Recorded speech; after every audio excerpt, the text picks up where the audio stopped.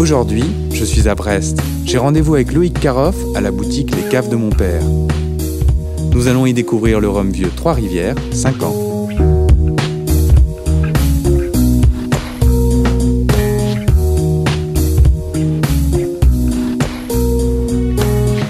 Bonjour Loïc. Bonjour. Merci de nous accueillir aux Caves de mon père. Je vous en prie, vous êtes les bienvenus.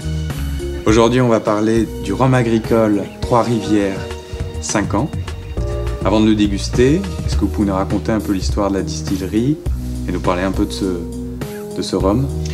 L'histoire du rhum en général, et donc celui de la Martinique en particulier, est très liée à la présence des colons espagnols d'abord, britanniques et puis français à la Martinique et à la Guadeloupe.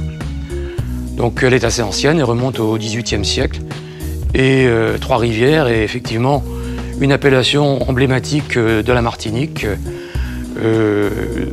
qui est certainement un des plus beaux fleurons de la production de cette île. Loïc, je te propose de passer à la dégustation. D'accord.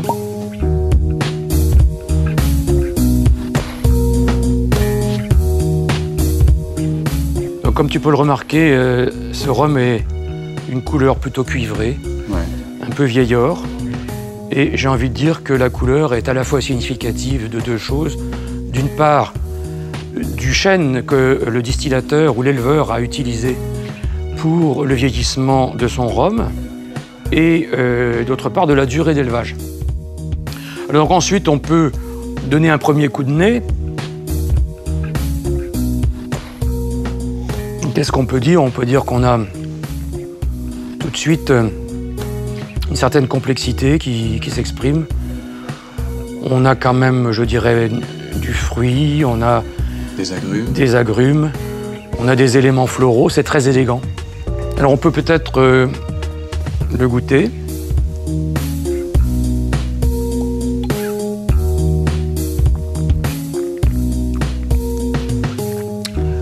Et alors en bouche? La dégustation, on peut dire, se fait en 3 temps pratiquement.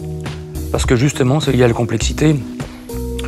On a une attaque qui est très fraîche, très vive, très fruitée, avec des éléments, je dirais, de pain d'épices un petit peu.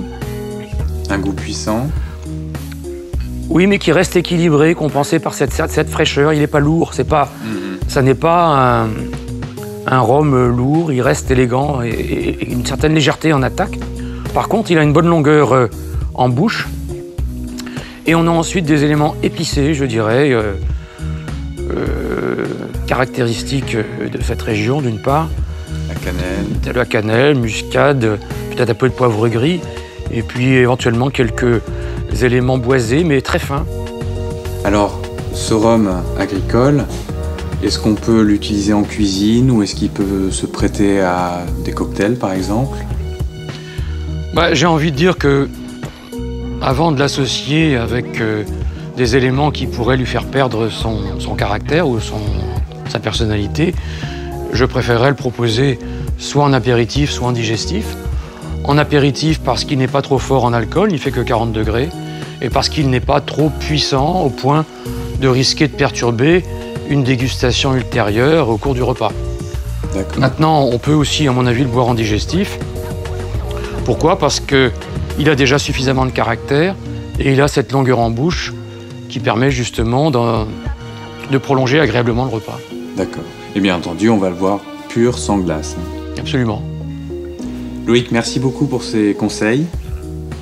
Merci de ton accueil aux Caves de mon père. Mais je vous en prie. On se retrouve très bientôt pour un nouvel épisode du Tour de France des cavistes.